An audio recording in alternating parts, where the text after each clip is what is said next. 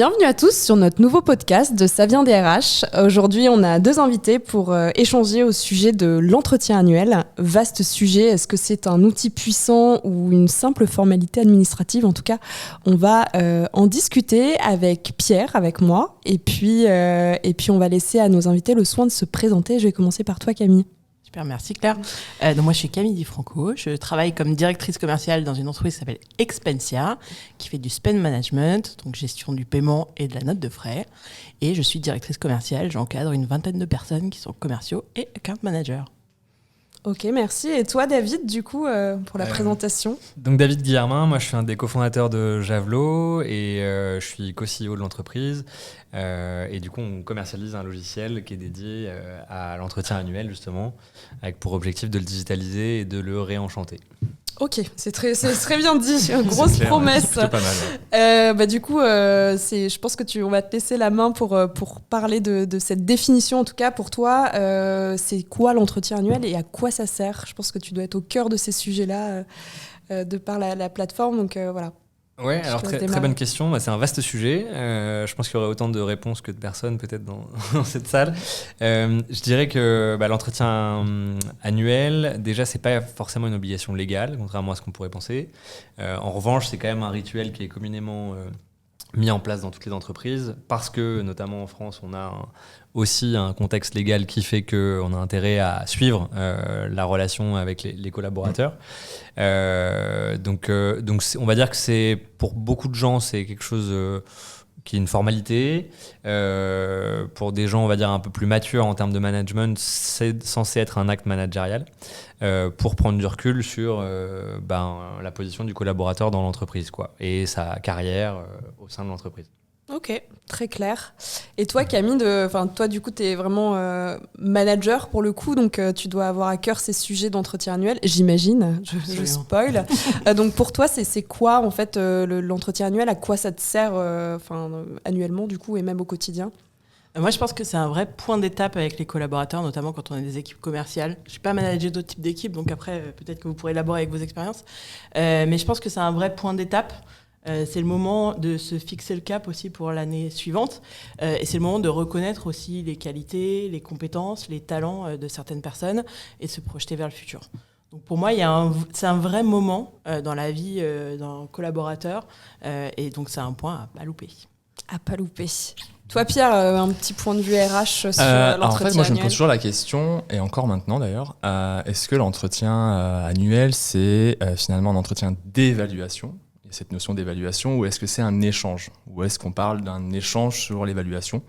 C'est assez différent quand même, parce que ça va dépendre un peu comment tu vas le prendre finalement. Moi, je pense, en tout cas, mon avis, c'est vraiment avoir un échange. Je te rejoins un peu, Camille, sur le côté un point d'étape, où on voit un peu ce qui s'est passé et comment ça va se dérouler l'année suivante.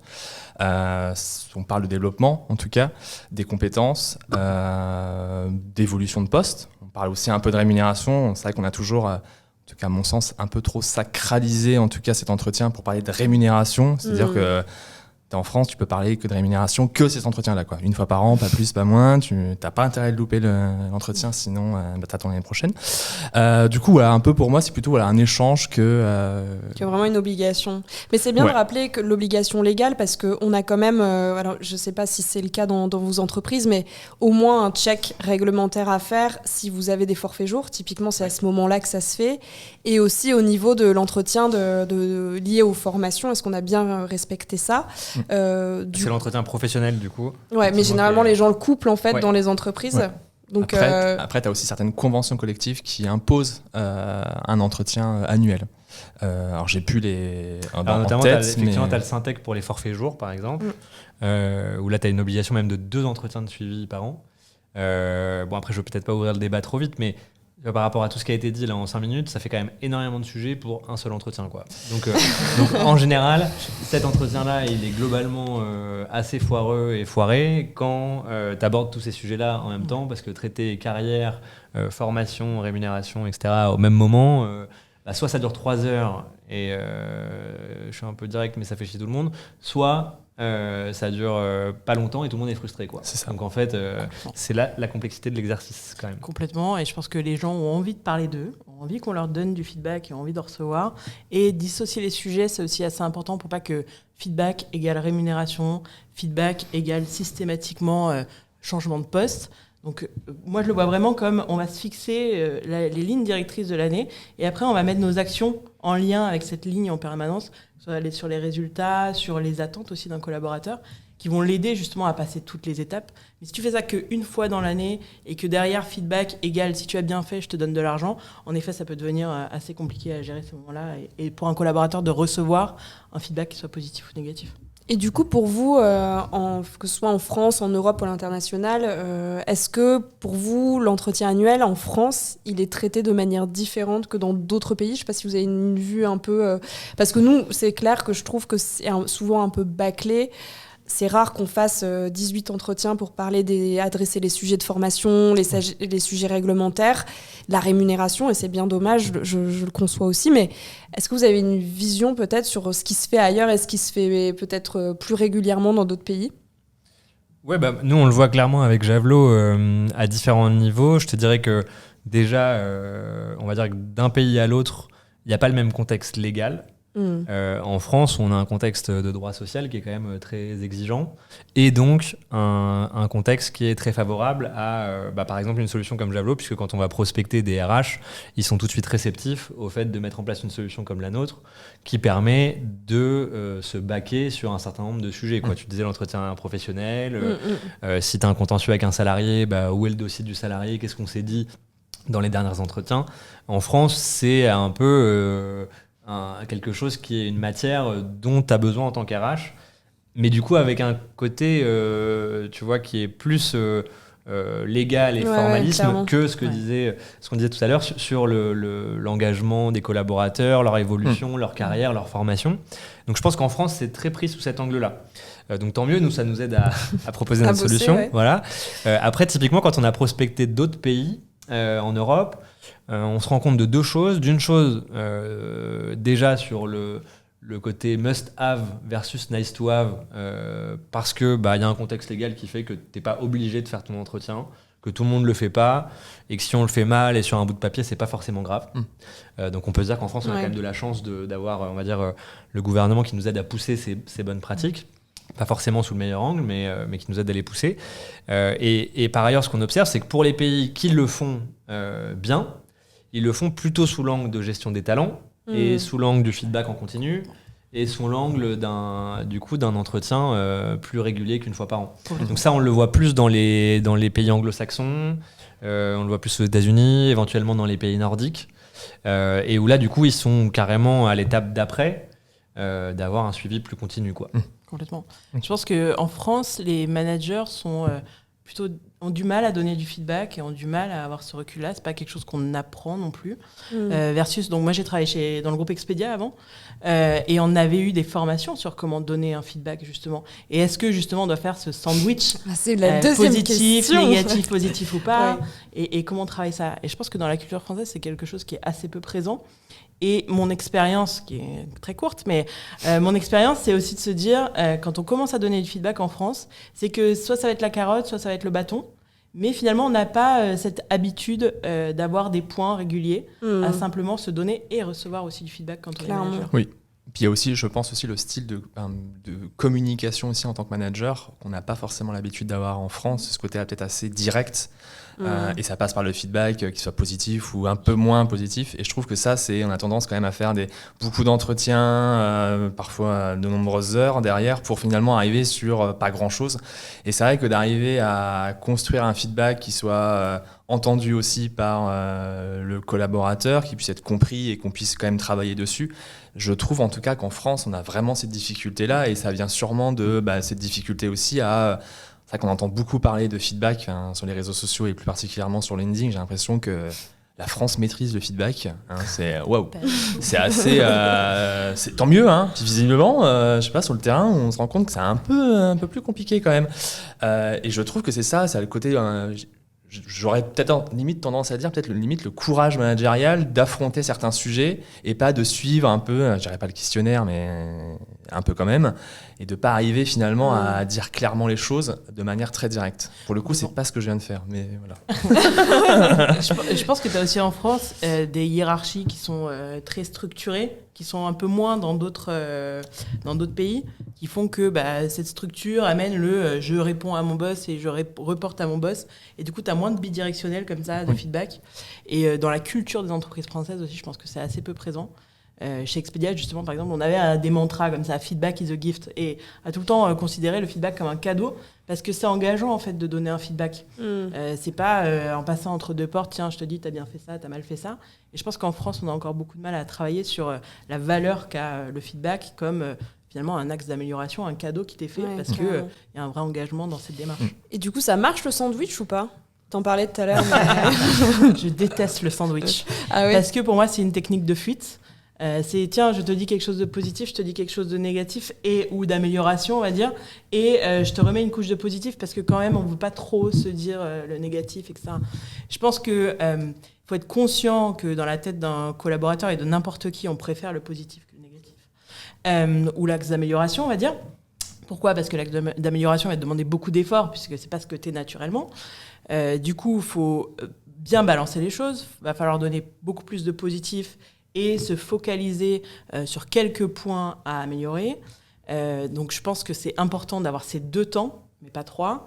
Et dans le positif, se dire que si on cherche l'amélioration du collaborateur, ça va être toujours plus facile d'améliorer ce en quoi on est déjà bon. Donc finalement, c'est pas je te donne du positif pour te faire passer la pilule de l'amélioration, mais vraiment de se dire qu'est-ce que ce collaborateur fait bien, le récompenser, l'apprécier pour ça, se dire comment tu peux encore l'améliorer, comment tu peux encore le gérer. Et donc ça, on va pouvoir regarder les étapes passées et après se concentrer sur le futur, en disant qu'est-ce que toi, collaborateur, tu vas améliorer dans le futur.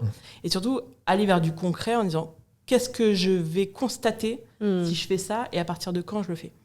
Et ça, c'est, on va dire, un meeting d'évolution plus qu'un meeting de feedback qui doit amener normalement plus d'actes réels que juste de se dire bon, alors j'ai des bons points et j'ai des mauvais points. C'est un bon tip, je pense, de ce que tu rapportes, effectivement, d'éviter le truc un peu préconçu du positif, négatif, positif.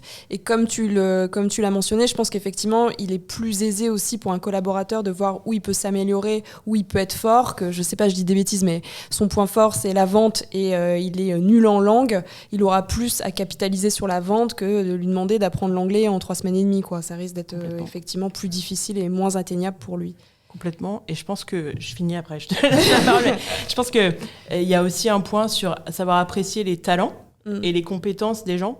Souvent, les collaborateurs sont assez peu conscients de là où ils sont doués naturellement, et donc ce qui ne va pas leur demander d'efforts. Et c'est important de le souligner, particulièrement en France, où on aime bien se flageller un peu, et ce en quoi ils ont acquis une compétence qu'ils peuvent renforcer et comment. Et pour moi, cet entretien, c'est aussi le moment de faire ça. Et en général, encore une fois, à mon sens, c'est beaucoup, je te donne du positif pour te faire passer le négatif. Et il faut qu'on inverse cette balance. Contrebalancer, quoi. Ouais. Alors ça, pour le coup, moi, j'adhère complètement à ce que tu viens de dire, parce que nous, on a formé tous nos managers au management par les forces, qui est exactement ce que tu as dit. Grosso modo, on identifie les forces et on capitalise dessus, au lieu de chercher à améliorer les faiblesses, qui est un peu un combat déjà perdu. Et donc ça a très bien marché. Et typiquement, chez nous, on va faire on fait 2 moments de feedback 360 dans l'année, un 360 classique et un 360, enfin quand je dis classique, du coup, c'est autrement dit sur les forces et les faiblesses, et un 360 uniquement positif. Uniquement sur les forces, qu'on a appelé en interne l'Ego Boost. On fait en général au mois de novembre, tu vois, quand tout le monde fait un petit peu la gueule et que l'hiver arrive, que la fin de l'année est dure. Et en fait, c'est génial parce que c'est positif et ça engage tout le monde et ça capitalise sur les forces, quoi. Donc vraiment génial. Après, peut-être pour revenir sur ce que vous disiez, nous, la méthode, par exemple, qu'on applique en interne et qu'on recommande à tous nos clients pour les feedbacks, c'est la méthode OSCAR.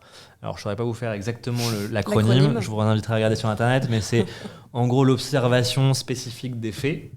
Donc déjà, quand tu donnes un feedback, il faut illustrer le feedback en expliquant une situation concrète et en expliquant quelles actions auraient pu être mises en place pour aboutir à un autre résultat, quoi. Donc c'est vraiment un raisonnement qui est hyper simple et déductif pour que le feedback soit bien exprimé et du coup aussi bien reçu, quoi. Donc le problème en France, c'est que les gens sont rarement formés au feedback.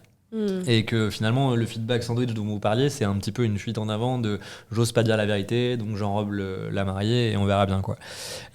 Mais après, pour pousser un peu plus sur le sujet, c'est qu'en fait tu parlais tout à l'heure de la problématique de la fréquence des entretiens, donc ça c'est un problème. Mais quand tu parles du feedback, moi je trouve autour de l'entretien annuel, tu as la problématique de qui donne le feedback ou qui évalue. Et dans 99% des boîtes en France, c'est le manager direct, quoi. Or, dans les boîtes aujourd'hui, le manager direct est parfois la personne qui travaille le moins au quotidien avec le collaborateur en question. Donc, comment tu peux, en 2023, évaluer quelqu'un correctement ? Ouais, je suis d'accord. Quand tu impliques pas dans des organisations qui sont de plus en plus en mode projet, les gens avec qui ils travaillent, en interne comme en externe. C'est clair. Donc toi, ça passe par le 360, un truc anonyme. Ouais, alors après, tu as plein de manières de le voir. Tu peux te dire un 360 qui est interne. Est-ce que c'est le manager qui choisit les gens qui vont donner un feedback ? Est-ce que c'est le collaborateur qui les nomine lui-même ? Est-ce qu'il y a 2 personnes ou 3 ? J'ai envie de dire, ça dépend comment tu bosses et comment est organisée ta boîte. Mais en tout cas, ce qui est clair, c'est que ça devient nécessaire aujourd'hui d'impliquer plusieurs personnes. Et à minima, ce qui devrait être fait, même sans outils, c'est que le manager lui-même, qui bien souvent se sent un peu à poil au moment de l'entretien parce qu'il se dit qu'est-ce que je vais dire 5 minutes avant et en plus on est en télétravail, on se voit pas tous les jours, attends, qu'est-ce qu'on a dit l'année dernière, je vais lui redire la même chose, ça va être plus simple. Voilà, je te fais le cliché. Et ben mais c'est ça, tu vas demander au RH rapidement, très très rapidement d'ailleurs, le dernier entretien en disant bon allez, je vais essayer de reprendre la même chose. Je vais à peu près redire la même chose et du coup on se dit la même chose d'année en année, donc ça c'est génial. Donc normalement le manager, il sait qu'il a un entretien admettons dans 1 ou 2 semaines, il devrait en amont aller prendre contact avec les différentes personnes avec qui le collaborateur a travaillé ces derniers mois et demander des avis complémentaires pour lui être garant de la synthèse à la limite. Ok, donc toi pour le rôle à la limite du manager, c'est d'être ce lien-là avec les autres équipes. Est-ce que le manager il doit être le représentant de ses équipes justement, parce qu'on a parlé rapidement de rémunération, mais typiquement est-ce qu'il doit se faire le fer de lance de ses équipes à tout prix ? Est-ce que bon, je me fais un peu l'avocat du diable en disant ça, mais ou est-ce que vraiment c'est un rôle décisif pour le manager de savoir aussi positionner, je sais pas, son équipe dans un 9box par exemple, un 9grid, ça se fait beaucoup avec les meilleurs, les moins bons. Enfin, pour vous, c'est quoi le rôle du manager vraiment sur cet entretien ? Moi je dirais que c'est vraiment le garant de la synthèse effectivement Ok, donc vraiment le chef de projet qui va récupérer toutes les infos. Ok. Je trouve que c'est de moins en moins la seule personne pertinente à pouvoir donner un avis unique. Et c'est de plus en plus le chef de projet qui doit coordonner la synthèse des avis des différents départements et voire même en externe. On parlait de population commerciale. Aujourd'hui, un commercial passe plus de temps avec des clients ou des prospects qu'avec des collaborateurs dans la boîte. Ah, mais c'est vrai que ça prend du temps après ça, cet exercice d'aller récolter des feedbacks à l'extérieur, en interne. C'est vrai que pour le coup, je pense que ça prend du temps au manager aussi comme Exactement. Comme tâche. Ouais, alors ça c'est clair. D'où le fait d'automatiser un maximum avec des outils et de les aider. Mais c'est vrai que c'est en fait, c'est le boulot du manager. Oui, est-ce que c'est pas le rôle en fait du manager de faire ça et finalement d'être dans ce rôle de coaching permanent. Et finalement, on a tendance à, sous prétexte de business, de target à faire, etc., d'enjeux très relatifs au business, est-ce qu'on n'a pas tendance de temps en temps à oublier cette casquette de coach et de manager, finalement, qui est attendue énormément par les équipes, et du coup, d'avoir ce moment d'entretien annuel, puis finalement, on oublie, et on passe à autre chose parce que business first. Et je pense qu'il faut remettre aussi ces managers dans ce rôle de manager et d'avoir une culture du feedback permanent. C'est quelque chose qui va aider. On a fait, avec mes équipes, on a fait des formations en management et justement sur le feedback. Et un des points que la formatrice donnait, c'est qu'il faut peut-être arrêter de parler de feedback aussi à un moment et parler de feed forward. Pour arrêter de dire on a mal fait ça, on a mal fait ça, on a mal fait ça dans le passé, dire plutôt comment tu le feras demain. Fort de cette expérience-là, comment tu le feras demain. Et peut-être que ça passe aussi par la formation des managers qu'on doit améliorer, je pense, en France sur ces sujets-là. Et toi, tu te vois aussi comme un peu une chef d'orchestre pour aller récolter un peu les avis des gens dans l'entreprise. Tu vois ton rôle comme ça aussi ? Yes. Nous, on fait un 360 chez Expensia. Et pour le coup, moi, je demande toujours aux pairs, aux personnes qui ont géré des projets avec mes collaborateurs, et N+1, N+1 en général, c'est moi, et le N+2, pour avoir en effet ce 360. Je pense que c'est important, mais je pense que ça ne doit pas être que ça, ce moment-là. Ouais, bien sûr. Et je pense que ça doit vraiment aussi partir du collaborateur et de comment lui se sent et comment lui se voit. Parce que le feedback, c'est bien. Le tout feedback aussi, il faut peut-être se limiter un peu et revenir à l'essentiel de ce moment-là, qui est quand même centré sur le collaborateur. Qu'est-ce que lui veut faire, comment lui il se sent. Et souvent, il y a déjà énormément qui ressort de ça. Et donc, pas sur oublier... l'auto-évaluation, quoi. C'est ça. Je pense que dans le temps, tu vois, est-ce qu'on prend 1 heure, est-ce qu'on prend 1 heure et demie, est-ce qu'on prend 5 heures pour faire ce meeting ? Et quelles sont les étapes ? Je pense que la culture du feedback, c'est bien. Il y a aussi une limite qui est de temps en temps à ne pas oublier la personne qui est en face de soi dans la salle et ce qu'elle a à dire. J'ai envie d'être volontairement provoque sur cette question, mais est-ce que parfois aussi, c'est pas un outil qui peut servir de pilotage de masse salariale ? Parce que là, c'est le côté tout va bien, on donne des points positifs et des points d'amélioration. Pierre, tu pourras peut-être répondre d'un point de vue RH, mais est-ce que parfois aussi les managers n'ont pas des impératifs de classification des talents et de se dire, OK, lui, si ça va pas mieux, potentiellement dans le pilotage de cette masse salariale, on se dit que à 6 mois, à 8 mois, à 1 an, il est dehors et notre top talents, c'est une façon de les valoriser et de les faire évoluer. Est-ce que c'est pas ça aussi, parfois, la dureté de l'exercice et du feedback, justement, c'est de se dire on a des moins bons performeurs et qu'est-ce qu'on en fait ? Et est-ce que c'est pas... Enfin, c'est aussi un job de management, en fait, ce que tu viens de décrire. Ouais. Ah, mais c'est assez peu fait, hein. Franchement. C'est assez peu fait parce qu'il y a ce sujet de courage managérial et de formation des managers. Enfin, je sais pas, vous qui êtes manager aussi, comment vous avez été formé à ces sujets-là. Moi, la première fois que j'ai managé, j'avais 25 ans et allez, alors le sandwich. Non, mais je caricature un peu. Néanmoins, je pense qu'il y a un vrai sujet de formation à qu'est-ce que c'est que le management, comment tu te considères dans ton rôle et qu'est-ce qu'on attend de toi qui est assez important. Mais évidemment, je pense que c'est un moment de l'année, c'est l'entretien annuel où il faut en effet faire ce 9box, ça a un intérêt, alors de cette manière-là ou d'une autre, mais juste simplement pour s'assurer qu'on reste neutre et qu'on compare bien les mêmes choses, quoi. Sur une base égale, parce qu'il y a forcément de l'affect qui se met en place, parce que j'avais un boss qui me disait toujours t'es jamais aussi bonne que le dernier quarter. Donc finalement, si tu as fait ton quarter, j'aurai une vision positive de toi. Si tu t'es loupé, parce que je retiendrai, c'est que tu t'es loupé. Donc s'assurer en fait qu'on enlève tous ces aspects subjectifs et qu'on opère vraiment sur la même base. Je pense que ça, c'est hyper important.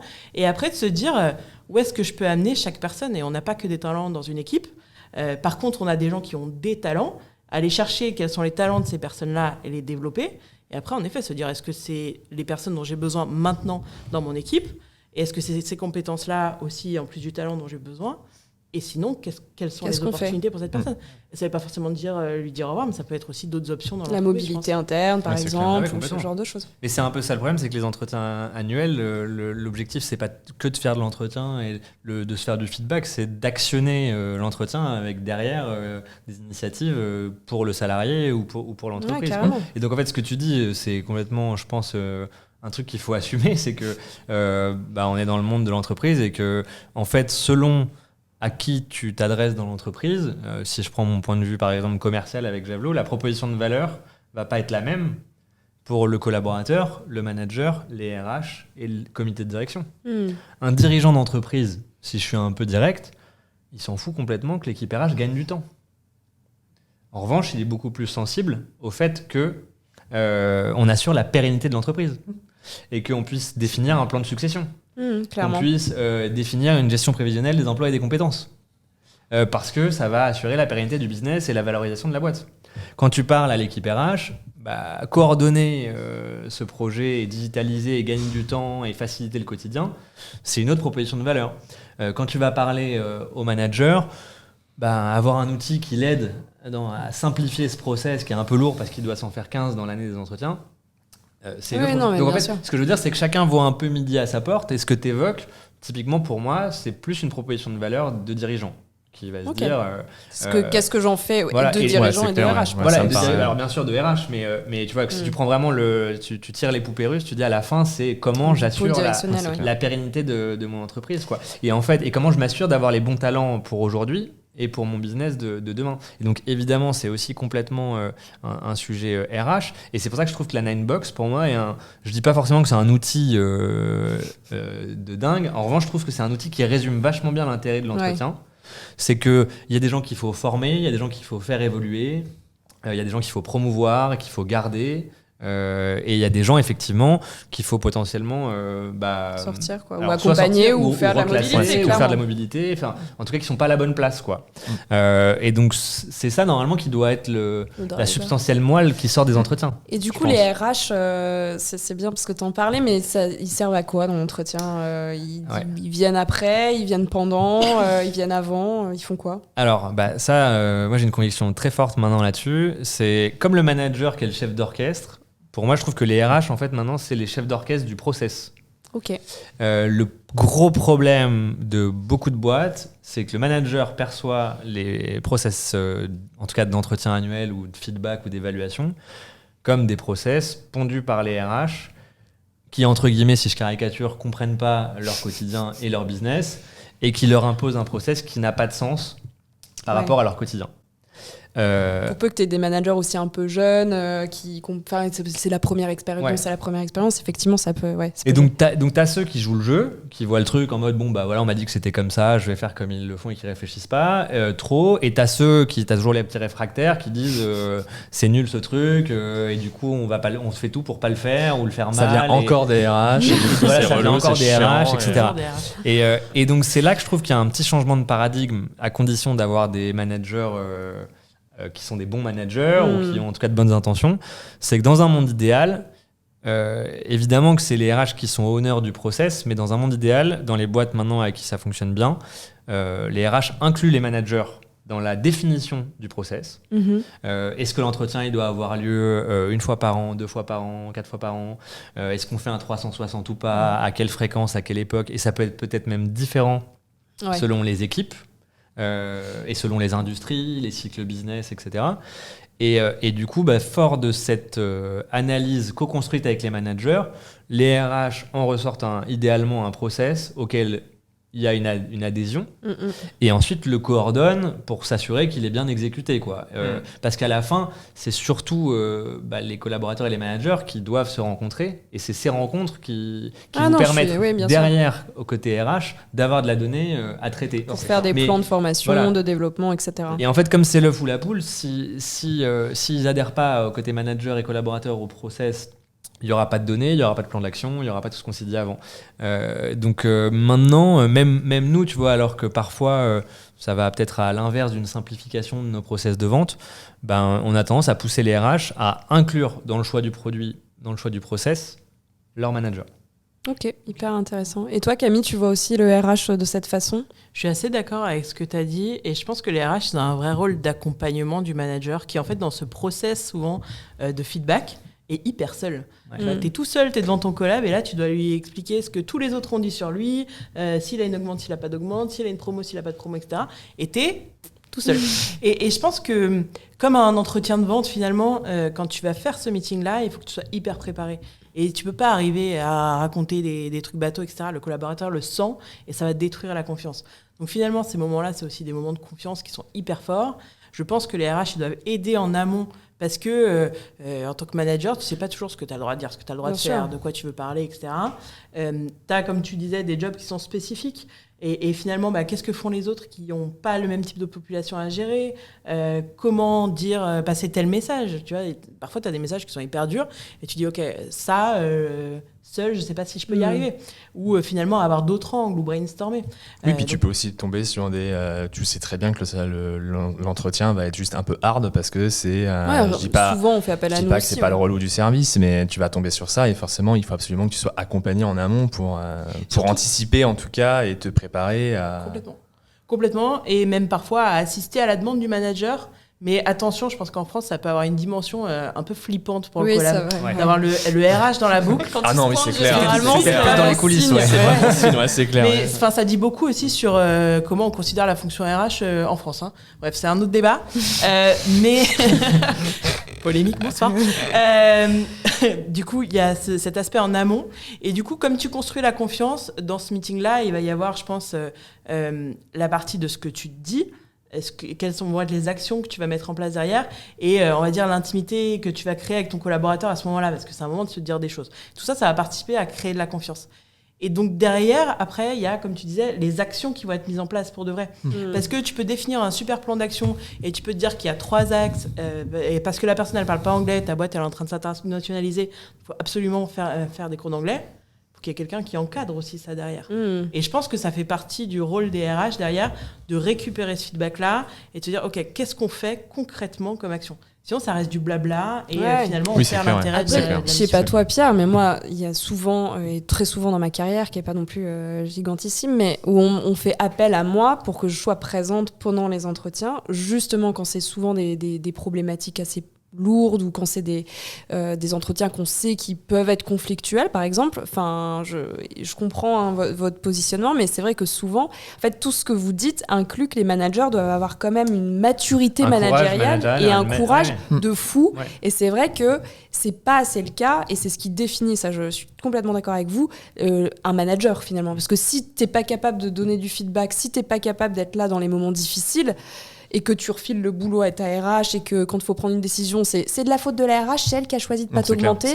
Il y a un moment, il y a aussi ce courage managérial, et ça rejoint ton truc, Camille, que quand tu dis la fonction RH n'est pas très bien considérée, c'est que très souvent, on porte des décisions qui ne sont pas les nôtres, mais où il est plus facile de dire c'est de la faute de la RH, c'est elle qui n'a pas voulu m'augmenter, plutôt que de dire en fait c'est ton manager conjointement avec les équipes de direction qui a brainstormé et qui s'est dit qu'effectivement tu n'étais pas au niveau. Et ça, c'est vrai que ça change. Et tu as raison, moi je trouve que c'est vraiment le niveau des managers aussi en France qui est quand même un gros sujet, et il faut qu'il y ait de la formation, il faut aussi faire attention dans la promotion des managers, on va pas faire de la promotion uniquement sur de la performance, mais aussi sur des capacités à manager. Et tu vois, typiquement, ce que tu disais me faisait penser à un truc que j'ai entendu 1000 fois dans la bouche de managers, c'est que l'entretien annuel, à quoi ça sert ? Mes équipes, je les vois tous les jours. Tu vois, donc ça c'est le classique du manager. C'est vrai, non, et donc en fait voir tes équipes tous les jours, ça s'appelle pas du management, ça s'appelle de l'opérationnel. Ou alors si c'est du management, c'est du micro-management, quoi. Donc en fait le manager qui sait qu'il doit avoir une prise de recul régulière avec son collaborateur, après quelle que soit la fréquence ou le format, que ça soit officiel ou officieux, peu importe, mais il y a plein de managers qui se rendent pas compte de la nécessité de prendre du recul. Et donc c'est là que les équipes RH, c'est un peu le garde-fou, quoi, qui par ce cheval de Troie de l'entretien annuel et des feedbacks, vont instaurer des rituels pour s'assurer que tous ceux qui n'y pensent pas fassent le minimum. Oui, puis surtout de faire comprendre aussi un peu, parce qu'on a aussi une multitude d'entretiens, l'entretien pro, l'entretien si t'es forfait jour, telle convention, enfin, on commence aussi à avoir une multitude de routines, on va dire un peu légales, obligatoires, et c'est vrai que, en tout cas, moi je le ressens dans mon métier de DRH, limite de faire comprendre aussi les intérêts à chaque entretien pour que vraiment les managers puissent comprendre que y a un intérêt à chaque fois, plus ou moins peut-être porté sur le côté managérial, côté proximité, mais on doit être en tout cas présent en tant que partenaire plutôt RH pour accompagner les managers et que ce soit pas juste une formalité et qu'on se retrouve avec que ce soit le RH qui gère, quoi. Enfin, je sais pas si c'est tant le rôle du RH que de s'assurer qu'il y a un suivi. Mais en tout cas, c'est le rôle du RH de s'assurer qu'il y a toutes les conditions qui sont là pour pouvoir le faire. Donc, que les managers sont bien rappelés à leur rôle, tu vois, exactement. De manager, qu'ils soient bien et qu'ils aient les outils, donc qu'ils soient formés en tant que manager, qu'ils aient les outils pour pouvoir notifier, tu vois, quels sont ces éléments. Je pense que c'est ce que vous faites chez Javelot, mais notifier quels sont ces éléments et s'assurer qu'il y ait tout le cadre en fait autour. Et parfois, tu disais tout à l'heure, quand ça se tend, on ramène le manager, les RH. Je pense aussi que en tant que manager, souvent, on se sent, je disais seul, mais parfois pas non plus au niveau sur tout ce qui est sujet légaux. Ouais, ça, je suis d'accord. Et donc, du coup, quand ça se tend, t'as vite envie d'avoir quelqu'un qui représente ça. En fait, et qui t'assure pour que pas dire tu de vas pas conneries, mettre le doigt dans un engrenage qui va devenir un peu infernal. Et moi, ça me dérange pas d'être présente. Je trouve que c'est sain ce que tu dis, dans le sens où je préfère être là plutôt qu'on vienne me voir. Bon, j'ai proposé, je sais pas, je dis n'importe quoi, un licenciement oralement, enfin, tu vois, et que ce soit n'importe quoi. Je préfère effectivement être là et être garant finalement de ce côté juridique. J'ai négocié une sortie, ouais. C'est-à-dire, qu'est-ce que t'as dit? Non, ça faut éviter. Qu'est-ce que tu as le droit de dire, qu'est-ce que tu n'as pas le droit de dire, tu vois. Je pense que les RH sont aussi là beaucoup comme je disais tout à l'heure, en préparation, en amont, en aval, pour s'assurer, tu vois, que les personnes soient à l'aise dans l'exercice. Et donc Exactement, ça, c'est les outils, les supports, le langage, tu vois. C'est ça. Et le cadre légal.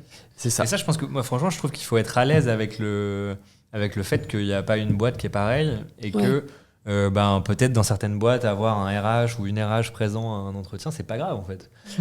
L'entretien qui soit fait une fois par an ou tous les 6 mois ou tous les trimestres, c'est pas grave. Moi, à chaque fois, la question magique qu'on nous pose, c'est alors c'est quoi votre reco, c'est quoi la formule magique, c'est quoi le meilleur process et donc les gens ont vachement envie d'entendre alors l'entretien ça doit être fait de telle manière, les feedbacks à telle fréquence, c'est X fois par an.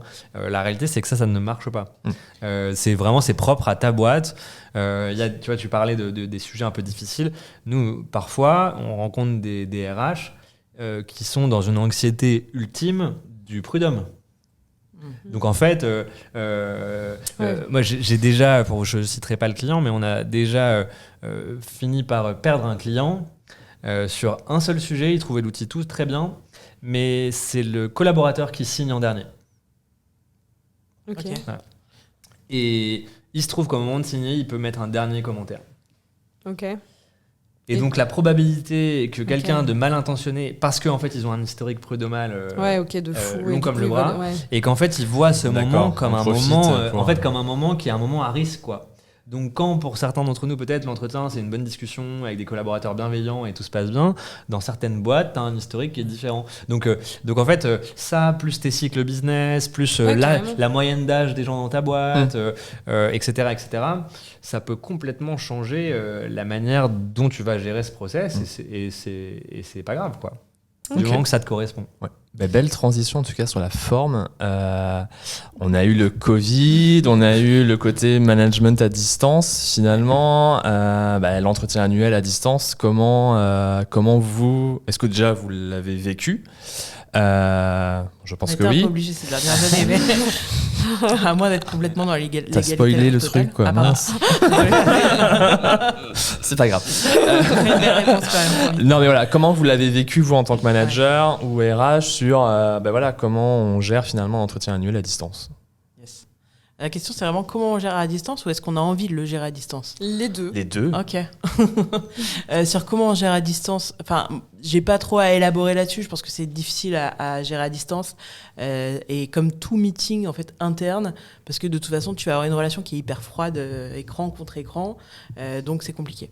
Je pense qu'il y a un point qui est vraiment important, c'est de se mettre d'accord dès le démarrage sur le fait qu'on va couper les notifications, qu'on va pas regarder son téléphone, etc. Et qu'on est vraiment là pour être là si on le fait à distance. Après, moi, ma reco, c'est vraiment d'éviter au maximum de faire ce moment-là, qui est un moment managérial qui est hyper fort, de le faire à distance. Parce que c'est un moment où tu crées ta relation de confiance, encore une fois, et donc tu vas investir dans la relation que tu as avec l'autre.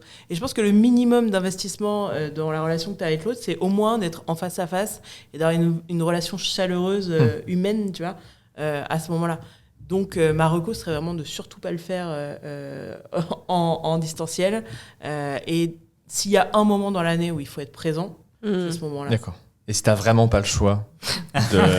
Si vraiment... Non, parce que ça peut être... tu peux, oui, en effet, c'est clair que oui, il faut toujours le... Enfin, en tout cas, le faire, on va dire, en présentiel, c'est sûr que c'est toujours mieux, mais si vraiment t'as pas le choix... Il y a des populations en full remote, par exemple, qui n'ont pas l'obligation d'être au bureau ou des choses comme ça. Du coup, je pense que, comme pour tout meeting interne, c'est hyper important de s'astreindre à être dans le meeting. Et tu vois, même la manière dont tu vas regarder, est-ce que tu te regardes toi ? Ou finalement, est-ce que tu enlèves le renvoi de ta cam ? Est-ce que tu regardes la personne en face ? Je pense que ça, c'est quand même des éléments qui sont hyper importants. Et essayer, mais tu vois, c'est plus technique et comment tu t'organises pour qu'il y ait vraiment quelque chose qui se passe dans cette conversation-là. C'est vrai que tu as moins le ressenti s'il y a des choses qui ont été difficiles à digérer pour le collaborateur. Une fois qu'il sort de la pièce, est un peu moins présent. Quand déjà même. Le non-verbal, et quand il sort, est-ce que tu vas le recroiser dans la journée ? Est-ce que tu auras l'occasion de lui reparler, de lui donner, enfin tu vois, ou d'avoir le retour des collaborateurs en disant bon là, Michel, il va vraiment pas bien, il faudrait que tu ailles boire un café avec lui parce que ça. Bah, ça tu l'as plus en fait, cet informel, quoi. La relation, elle est hyper froide et tu vois, imagine un entretien qui se passe mal, ton collaborateur il coupe sa webcam, il est parti. Tu t'en fais plus rien. Donc vraiment, c'est, je pense, assez compliqué. Et tu as toujours 240 emails qui t'arrivent. Ouais, bien sûr. Slack, Teams, etc. C'est hyper facile de sortir complètement du contexte. versus se mettre dans une salle, un bon vieux papier, un bon vieux stylo qui fonctionne. Moi, je suis un peu plus flex que ça. Non, mais après, pour le coup, je te rejoins complètement sur le fait que ma préférence personnelle irait plutôt au présentiel, parce que je trouve que c'est important. Après, je dirais juste 2 choses là-dessus. C'est pour moi, ce qui compte, c'est l'avis du collaborateur, en fait. Il y a des gens que ça dérange, il y a des gens que ça dérange pas. Parce que l'entretien, on l'a peut-être pas encore assez dit, mais c'est centré sur le collaborateur quand même. Donc du coup, c'est un peu son moment aussi avec son manager pour prendre une prise de recul sur lui. Donc, bien sûr. donc en fait, moi j'ai envie de dire, si tu as quelqu'un qui est en full remote et que ça lui tient à cœur qu'on vienne le voir ou qu'il vienne au bureau pour ce moment-là, je dirais c'est presque lui qui décide. Okay. Je le prendrais un peu comme ça. Et après, l'autre point, c'est je pense que ça dépend de quel type d'entretien. On disait il y a des entretiens où tu sais que ça va être un peu touchy. Je pense que ceux-là, c'est indispensable de les faire en présentiel. Il y a des entretiens avec des gens avec qui tout va bien et qui sont à l'aise avec le fait de le faire à distance. Faut un peu laisser place au bon sens, quoi. Si ça peut le faire comme ça. Non, c'est bien vrai sûr. que si c'est un peu hard, on va éviter de le faire à distance. Ouais. Après, si le mec est à Hong Kong et qu'il n'a pas la possibilité de se déplacer ni toi, c'est vrai que ça complexifie un peu Alors là, ça complexifie un peu, ouais, c'est clair. Moi, j'ai une question qui me brûle les lèvres. Non, on se pose toujours la question, est-ce que, t'en as parlé un peu Camille au démarrage, mais est-ce qu'on parle de salaire dans cet entretien ? Est-ce qu'on pose la question du salaire aux collaborateurs ? Qu'est-ce que tu veux ? Est-ce qu'on impose ? Est-ce qu'on prend les besoins et on revient sur un aspect vraiment purement financier quelques semaines après ? Enfin, c'est quoi vos recos et comment vous percevez un peu la chose de vos points de vue ? Moi, je trouve qu'en tout cas, ça revient un peu à cette discussion du nombre de sujets à traiter dans l'entretien. C'est clair, oui. Je trouve que je recommanderais pas forcément d'avoir un suivi continu de la performance parce que c'est pas forcément mieux. Ça peut être très vite très lourd. Tu disais tout à l'heure, sans parler de suivi continu, rien qu'avec les différents types d'entretiens que tu dois faire, si en plus tu rajoutes d'autres types d'échanges pour chaque sujet, ça peut vite être lourd. Mais en même temps, je pense qu'il faut quand même quelques échanges bien balisés sur des thématiques différentes, quoi. Et la rémunération, si tu en parles dans l'entretien, pourquoi pas, ça peut très vite monopoliser toute la discussion de l'entretien, quoi. Et ça, je trouve ça assez malsain. Donc moi, à la limite, je trouve que c'est plus sain de désamorcer le sujet en disant qu'il y a une discussion à part qui serait sur la rémunération, et il y a un entretien qui est plus axé sur le développement, quoi. Au moins, c'est clair pour tout le monde. Parce que souvent, quand même, c'est un peu ce que tu évoquais au début, je crois, sur le collaborateur qui attend ce moment de pied ferme parce que c'est la fenêtre de tir. En fait, c'est ça pour moi. C'est ce côté un peu. Dis ça qu'en plus, on tombe sur le côté très revendicateur en mode je viens et tant que j'ai pas ma réponse sur mon package, il n'y a rien de plus qui va se faire. On peut vite tomber sur. Enfin, je caricature aussi, on peut vite tomber sur ça. J'espère que pas souvent quand même. Mais c'est vrai que tu peux vite te retrouver à être centralisé sur la question de l'argent, de la rémunération fixe, variable. Et finalement, tu oublies l'essentiel, c'est qu'est-ce que tu as fait cette année et qu'est-ce qui ferait que l'année prochaine, tu peux mieux faire en tout cas. C'est là que je trouve que ça détend vachement que tout le monde soit aligné sur le fait qu'il y a un entretien, tel jour à telle heure, on va pouvoir parler de ça, quoi. Exactement. Plutôt que le truc où je me prépare chez moi à saisir la perche et à quel moment, est-ce que c'est à la 15e minute ou à la 30e de l'entretien que je vais en parler. Après, faut laisser venir les choses. Si effectivement le sujet est abordé, faut juste faire attention que ça parte pas en négociation de salaire. Alors qu'effectivement, on le disait tout à l'heure, le manager, il est aussi un peu le chef d'orchestre, donc il peut récupérer l'information. C'est peut-être pas non plus le seul décisionnaire. Alors, j'allais y venir, c'est quel... il peut être pris en otage, quoi. Sur la notion en fait d'argent, c'est quelle est finalement la main aussi du manager, quoi. C'est est-ce qu'il a une pleine capacité en tout cas, et il a une enveloppe et limite on peut discuter sans forcément évoquer ce qu'il va pouvoir avoir ou pas. Mais est-ce qu'il a la main vraiment ou est-ce que clairement c'est juste un relais et du coup ça va limite être le RH, parfois le financier, qui va plutôt gérer ça et voir ça sur la masse salariale à la fin de l'année, quoi. C'est aussi, tu vois, un des rôles de la fonction RH de responsabiliser les managers sur cette typologie de décision-là. Le fait d'avoir une enveloppe et de pouvoir la dispatcher, je trouve que ça te remet dans ton rôle de manager, on en parlait tout à l'heure, en disant que tu as la responsabilité. Finalement, c'est quoi manager ? C'est aussi porter des responsabilités. C'est ça, en fait, ouais. Et donc, tu as la responsabilité de dispatcher. Tu as ces Ninebox, ou en tout cas un outil qui te permet d'essayer de neutraliser ton avis personnel et du coup de dispatcher ton enveloppe. Pour moi, c'est la manière la plus idéale de le faire, en tout cas dans l'expérience que j'ai eue dans le passé. Et je pense qu'en effet, il faut dissocier ces sujets-là, ça n'empêche pas de poser la question, est-ce que tu as une attente vis-à-vis du salaire ? Mais vraiment, déjà, en tant que manager, d'être plus détendu sur le sujet-là, parce que tout le monde a une attente et en fait, il faut arrêter de se dire bon, bah, je vais lui donner 2% et il va être content, tout le monde a envie de plus et ça ne sera jamais assez. Bon, faut essayer de désacraliser un peu ce moment-là et peut-être même d'avoir des conversations dans le temps, dans l'année, en disant bah, finalement, ok, tu vas atteindre ce niveau de salaire-là, mets-toi en place un plan qui te permettra d'y arriver. Ou qui pourrait te permettre d'y arriver parce que ça va dépendre de la conjoncture l'année prochaine, etc. Et de temps en temps, de réavoir cette conversation. Je pense qu'un des problèmes de la phase de salaire, c'est qu'il y a un moment dans l'année et tu as l'impression que si tu loupes le train, t'es mort. Pour moi, il faut avoir un meeting dédié à la rémunération et peut-être il faut aussi en parler plus souvent dans l'année parce que c'est pas un sujet tabou et qu'il y a une réalité d'entreprise. Il faut aussi ramener ça à la réalité d'entreprise. Il y a ce que toi, en tant que collaborateur, tu aimerais avoir. Il y a des objectifs d'entreprise. Il y a une réalité économique. Et finalement... parler régulièrement du sujet du salaire en disant bon, bah, si on continue comme ça, qu'est-ce qu'on peut faire, qu'est-ce qu'on fait pour t'amener à ce step-là. Mais du coup, il faut vraiment évangéliser aussi dans l'entreprise le moment de l'entretien annuel parce qu'on ne va pas se mentir aussi, il y a des entreprises dans lesquelles tu fais l'entretien annuel un peu par convenance, je dirais, bon oui, il fait son introspection rapide, toi tu fais 2-3 bullet points sur ok, j'ai pris ses besoins de formation et là où il veut en être l'année prochaine et c'est très centré sur ok, maintenant, next, combien je gagne, c'est un peu ça qui m'intéresse. Donc, il faut vraiment, pour moi, et c'est finalement le plus difficile, c'est inculquer une vraie culture. Donc, c'est vrai que les outils peuvent aider, etc. Mais il faut inculquer une culture de l'entretien annuel où, effectivement, c'est une discussion et pas un truc qui est pas préparé. C'est une discussion qui est réfléchie, où les gens peuvent se poser. Et je pense que finalement, moi, je trouve, en tant que RH, que c'est le plus difficile dans une entreprise. De mettre en place ça, cette culture, en fait, au-delà du feedback, mais cette culture de l'entretien, en fait, où c'est vraiment utile, où tu vas être écouté, et après, on met des actions en place. Encore faut-il avoir du budget. Après, il y a deux trucs dont on n'a pas parlé. Enfin, l'entretien annuel, et je pense que c'est aussi une des questions à se poser, c'est comment tu le fais vivre dans le temps, et comment tu fais des piqûres de rappel. Chez Expensia, on a 2 entretiens annuels. Et en plus de ça, moi, pour les équipes commerciales, comme on fonctionne au trimestre, j'impose à mes managers d'avoir un moment d'échange aussi avec les commerciaux trimestriellement et de se rattacher à cet email ou cet outil qu'ils ont rempli en disant voilà les 3 forces et les 3 axes d'amélioration. Je pense aussi qu'il faut arrêter d'en mettre des tartines. Déjà, si on se concentre sur 3 et qu'on fait 3 bien, c'est pas mal. 3 ou un autre chiffre, mais en tout cas, rester raisonnable. Donc, je pense que ça, c'est des choses qui sont importantes.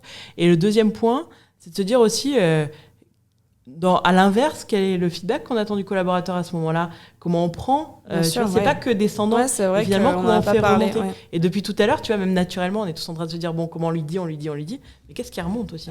C'est pour ça que je te disais, c'est clairement centré autour du collaborateur. Et du coup, c'est marrant parce que c'est exactement sur quoi j'allais rebondir. Ouais, ça fait une super transition. C'est que, on se connaît pas. Tu vois, comme quoi, sans avoir même préparé, on est quand même assez raccord.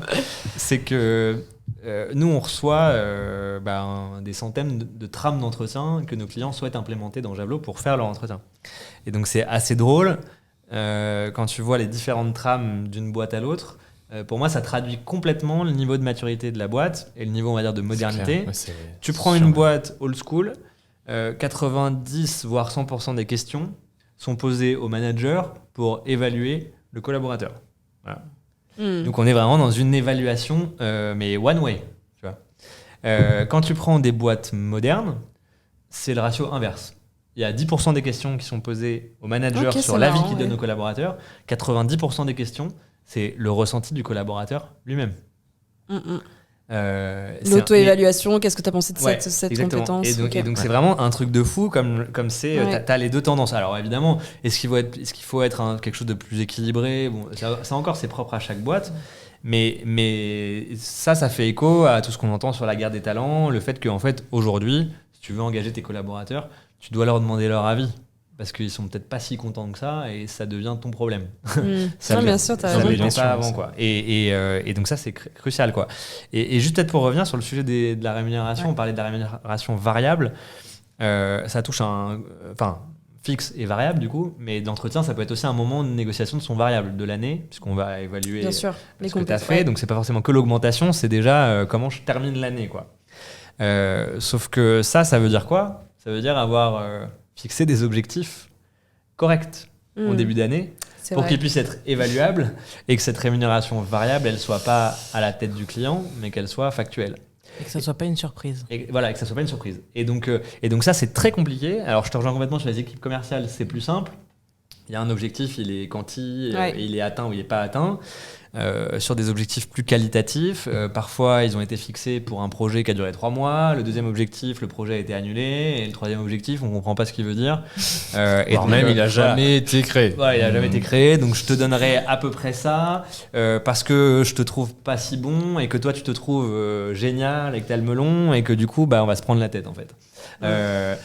Et donc, du coup, tu finis par lui filer, quoi. Ouais, et du coup, tu finis par lui filer et tu dis que tu dis rien au RH parce que sinon ça va me retomber dessus. C'est ça, comme tu as peur du prud'homme, allez hop, exactement. Donc tu vois, donc ça, c'est pareil, on en revient au rôle du manager, à fixer des objectifs et des bons objectifs et les suivre et les réarbitrer tout au long de l'année pour qu'au moment où on se retrouve à l'entretien semestriel ou annuel, on parle de choses cohérentes.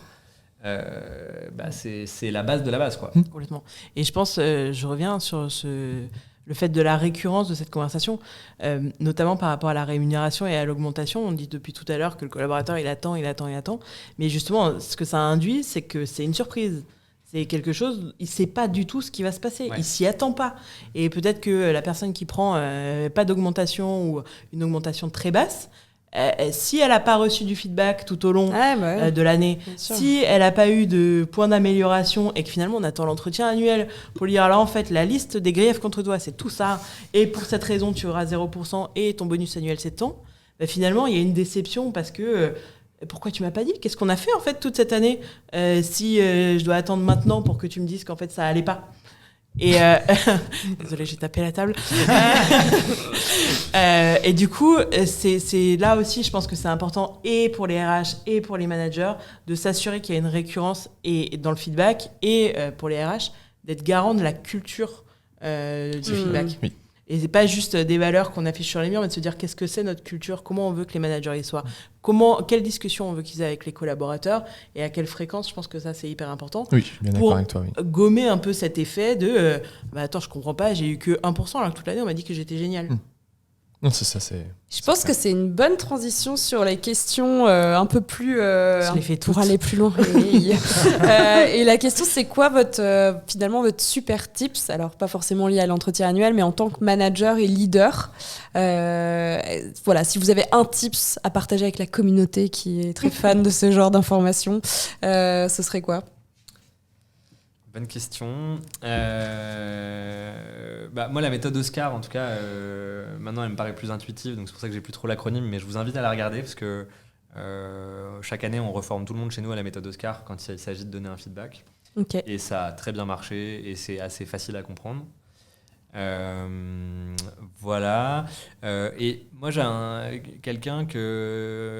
personne qui était un partenaire qui nous avait à un moment donné aidé dans un événement et qui avait résumé l'entretien ou alors un échange manager-manager en 4 questions que je trouvais pas mal. Il y avait est-ce que tu apprends ? Est-ce que tu te sens reconnu et valorisé ? Est-ce que tu t'amuses ? Est-ce que tu as du sens dans ton travail ? Et je trouvais que ces 4 questions, en fait, si la réponse est oui partout, c'est que tout va bien. S'il y a un non quelque part, c'est qu'il y a une dimension de ta vie professionnelle qui n'est pas pleinement remplie et qu'il faut essayer de combler. Et je trouve que ces 4 questions, en fait, s'amuser, avoir du sens, apprendre et être valorisé, ça que couvre soit par plutôt des feedbacks ou par de l'argent, ça doit couvrir tes besoins primaires, secondaires et tertiaires d'un quotidien professionnel qui n'est pas désagréable, quoi. Et donc parfois on a des trames avec 50 questions alors que tu poses ces 4-là. Ouais, non, c'est un bon tips, ouais. Ou tu demandes à ton collaborateur quels sont les 4 points les plus importants pour lui et tu poses tes questions sur ces 4 points. Exactement. Et je pense que ça, c'est une super bonne méthode. Ça peut être aussi qu'est-ce que tu arrêtes, qu'est-ce que tu commences, qu'est-ce que tu continues de faire. J'adore celle-là aussi. Dans tous les cas, merci. On sent la petite fierté de la mise en place chez Expensia. C'est toi qui m'as fait penser, je ne m'étais pas noté quand j'ai réfléchi, mais ça, c'est quelque chose que j'essaye d'utiliser justement quand je sais plus trop ou j'ai pas forcément un avis pour repartir du collaborateur et lui demander lui finalement ce qu'il en pense. Ça t'aide à être assez factuel. Je pense que dans un cas comme dans l'autre, ces méthodes-là, c'est des méthodes qui sont centrées sur le collaborateur. Et du coup, un des tips, c'est essayer de s'enlever soi un peu de la conversation et de vraiment remettre le collaborateur au milieu de tout ça. Et il y a un point qui se prête vachement à cet entretien annuel, c'est le positif mais. Positif mais, qui annule en fait tout ce que tu as dit avant. Et c'est une méthode qu'on est en train d'essayer d'utiliser chez Expensia avec tous les managers commerciaux, c'est de gommer le mais, ou tout ce qui peut se rapporter au mais, et à dire et à la place, ce qui t'amène à t'obliger à ramener quelque chose en plus et à additionner plutôt que de supprimer tout ce que tu viens de dire de positif. Et du coup, on est tous en train de jouer H24. Chaque fois qu'il y a un mec qui sort, il dit « t'as dit mais ». Et dans le discours, mine de rien, et dans l'entretien annuel, c'est un tout petit truc du quotidien, mais finalement, ça change énormément. Tout ce qui est avant le mais n'existe pas. Exactement. Et du coup, c'est encore une fois petit tips du quotidien, mais tu vois que ça change complètement. Ouais, d'ailleurs, je viens de le dire. Et tu vois que ça change complètement le message que tu es en train de véhiculer. Ok, super tips. Et donc, on va finir par cette petite question un peu plus actu. C'est quoi l'actu du moment qui vous intéresse le plus ou le moins ? Les trucs où vous dites franchement c'est super, le truc où vous dites bon ça me saoule un peu d'entendre ce truc là, ça fait 15 fois qu'on en parle. Je vais peut-être commencer par Camille. T'as l'air en réflexion. Écoute, c'est les deux réponses. Enfin, la réponse vaut pour les deux. Je suis hyper intéressée de voir ce qui va se passer avec l'intelligence artificielle et en même temps, j'en ai marre quand on nous parle de l'intelligence artificielle. Ce qui est bien chez Expensia, c'est qu'on est en train de voir comment on peut l'utiliser dans nos outils pour rendre le quotidien plus facile sur des tâches qui sont hyper chiantes et que personne n'a envie de faire, sans enlever son job à personne évidemment. Mais en tout cas, en rendant justement le job peut-être avec un peu plus de sens, le job de chacun et en s'enlevant ces tâches-là. Et en même temps... ChatGPT, t'en peux plus quoi. Et en même temps, ChatGPT, du matin au soir, t'allumes la radio, ChatGPT, surtout sur LinkedIn en ce moment, je pense que vous avez... Ça va révolutionner ton poste, pourquoi tu t'es pas assez open là-dessus quoi, je comprends pas. En 2 mois, tout le monde est devenu expert prompt ChatGPT. C'est clair. Si t'as pas au moins 300 articles sur LinkedIn par jour... Exactement. Après, moi, j'aime bien utiliser l'outil, tu vois. Mais c'est vrai que je trouve qu'on nous bassine. Génial. Notamment pour faire des mails un peu formels, RH, hashtag RH, etc. Je trouve ça génial. Ça dis à Mich qu'il est viré. C'est ça. Non, mais c'est génial pour t'enlever des tâches rébarbatives. Et je pense que ça va nous amener plein de choses et ça va changer les manières de bosser, comme à l'époque, j'imagine, quand il y a eu les téléphones portables et Internet et je ne sais quoi. J'étais pas née, désolée. Mais je pense que ça va amener plein de nouveaux usages. Et en même temps, est-ce qu'on n'est pas en train de faire beaucoup de bruit pour le moment, pas grand-chose, je sais pas. Ok.